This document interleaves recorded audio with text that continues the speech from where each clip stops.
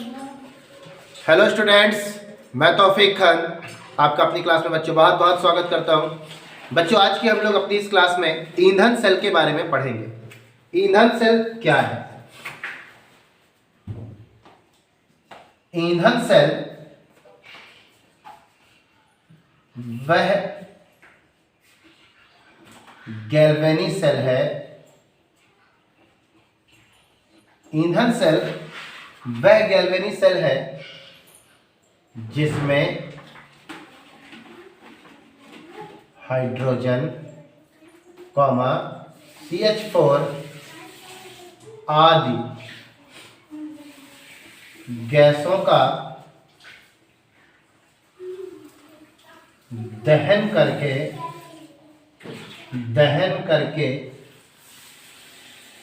प्राप्त दहन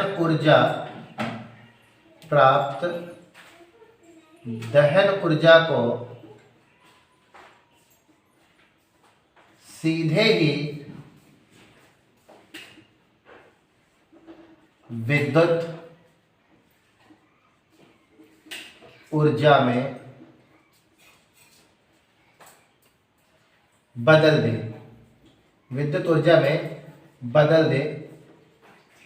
उसे ईंधन सेल कहते हैं। बच्चों, ईंधन सेल क्या है? फ्यूल सेल किसे कहते हैं? ईंधन सेल बच्चों एक प्रकार का गैल्वेनिक सेल ही है जिसमें हाइड्रोजन, मीथेन आदि गैसों को दहन किया जाता है और जब दहन करेंगे तो उससे दहन ऊर्जा मिलेगी। दहन ऊर्जा को वो सीधे ही ईंधन सेल सीधे ही किसमें बदल देता है? विद्युत ऊर्जा में बदल देता है। इसे हम ईंधन सेल कहते हैं। बच्चों, ईंधन सेल का प्रयोग कहाँ है, कैसे करते हैं, मैं भी इसके बारे में आपको बताऊंगा। ठीक है। ईंधन सेल के अंदर एक बढ़िया एग्जांपल है, वो है हाइड्रोजन, ऑक्सीजन,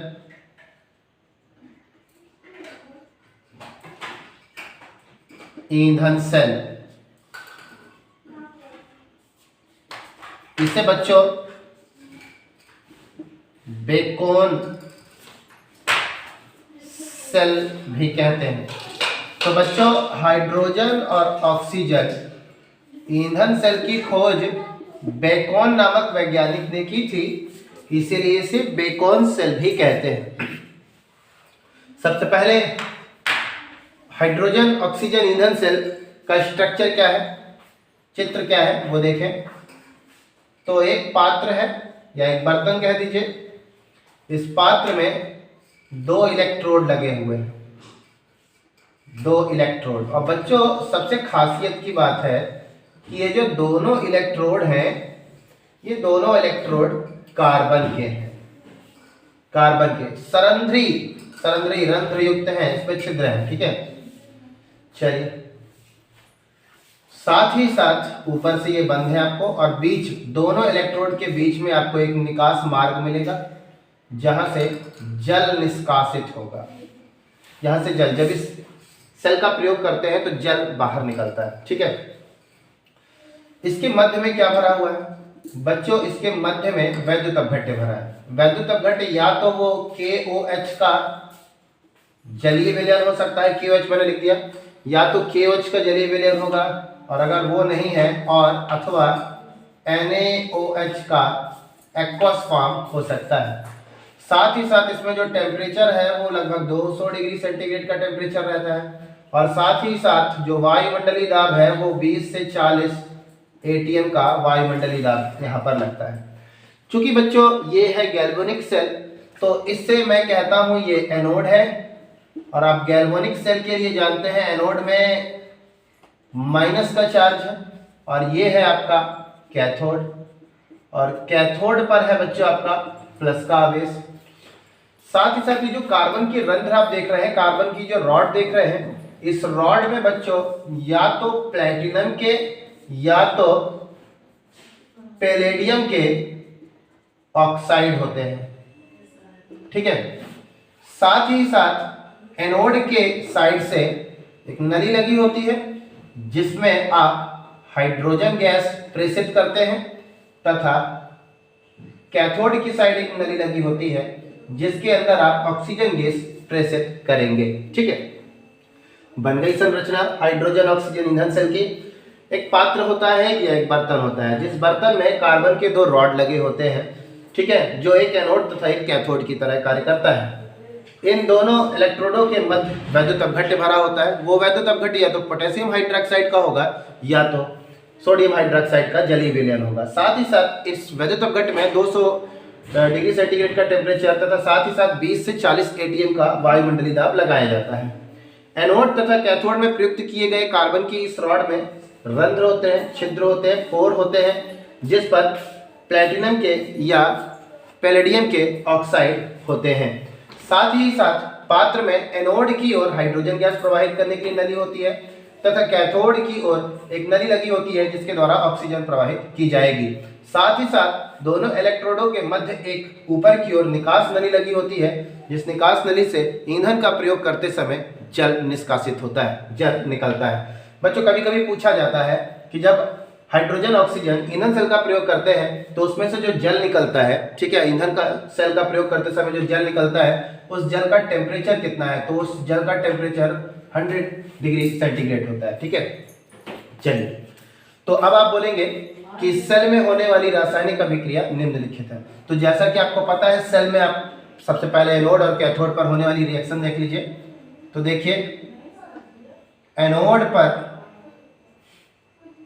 अभिक्रिया, एनोड पर क्या अभिक्रिया हो रही है, जैसा कि आपको पता है एनोड पर कौन जा रहा है, हाइड्रोजन। तो बच्चों, ये जो हाइड्रोजन है ये एनोड पर पहुंच के जो बीच में वैद्युत अपघट्य है, वैद्युत अपघट्य जैसे मान लीजिए NaOH है या KOH है, तो वो आयन देगा। आयन मान लीजिए यहाँ पर आपको मिला OH- आयन। इसके टोटल कितने अणु, 4 मैंने ले लिए, बैलेंस कर लिया। ठीक है, तो बच्चों OH की संख्या कितनी है, 4, यानी 4 माइनस है हमारे पास। 4 माइनस को 4 प्लस चाहिए, तो हम हाइड्रोजन को यहाँ पर 4 कर लेते हैं। 2 दूना 4। अब 4 हाइड्रोजन 4 इलेक्ट्रॉन त्याग देंगे तो 4 धनायन बनाएंगे। तो बेटा 4 इलेक्ट्रॉन देखो निकाल दिया ना इसने, और इलेक्ट्रॉन निकालना ही ऑक्सीडेशन है। और आपको पता है एनोड पर क्या होता है, ऑक्सीडेशन। ये देखिए ऑक्सीडेशन का प्रोसेस यहाँ पर हो गया। साथ ही साथ में बन क्या जाता है, बनता है बच्चों 2H2O, 4H2O। ठीक है, 4H2O, ये हमारे पास जल के अणु बन गए। इसके बाद फिर कैथोड पर अभिक्रिया क्या होगी, कैथोड पर अभिक्रिया क्या है बच्चों, कैथोड पर है ऑक्सीजन गैस।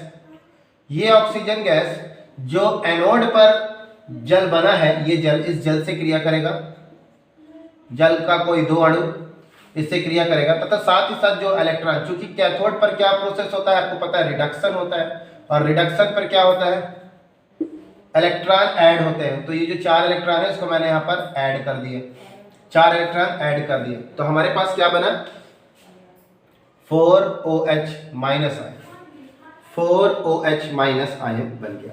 ठीक है, ये बना कैथोड पर।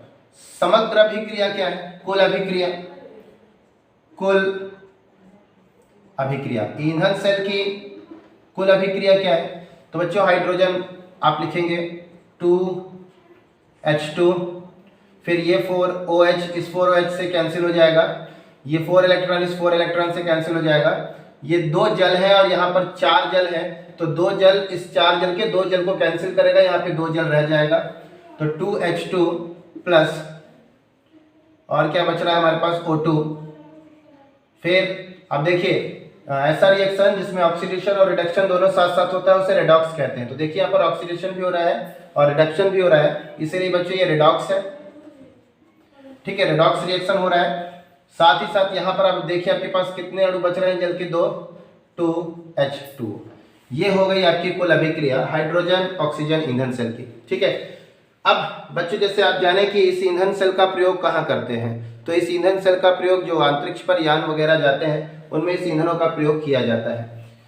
ईंधन सेल की जो ये ईंधन सेल है, इसकी जो दक्षता होती है, दक्षता यानी इफिशियंसी जो होती है वो लगभग 70% तक की होती है। बच्चों ये जो हमारा ये सेल है ईंधन सेल में प्रदूषण बिल्कुल भी नहीं होता, ठीक है, प्रदूषण बिल्कुल भी नहीं होता। लेकिन हाँ, इसका उपयोग आप घर में नहीं कर सकते। क्यों नहीं कर सकते? क्योंकि इसमें जो प्लैटिनम या पैलेडियम धातु के ऑक्साइड लगाए जाते हैं, ये बहुत कॉस्टली और बहुत महंगे होते हैं, ठीक है। तो इसीलिए आप इसे सामान्य हर जगह पर आप इसे प्राप्त नहीं कर सकते। तो बच्चों ये था ईंधन सेल, ठीक है, इसे मैंने आपको कंप्लीट बताया। इसके बाद अब हमारे पास एक लास्ट लेसन और बचा है, इस लेसन का एक लास्ट टॉपिक और बचा है। उस टॉपिक का नाम है बच्चों वैद्युत रासायनिक श्रेणी, जो कि आपको अगली वीडियो में मिल जाएगा। धन्यवाद।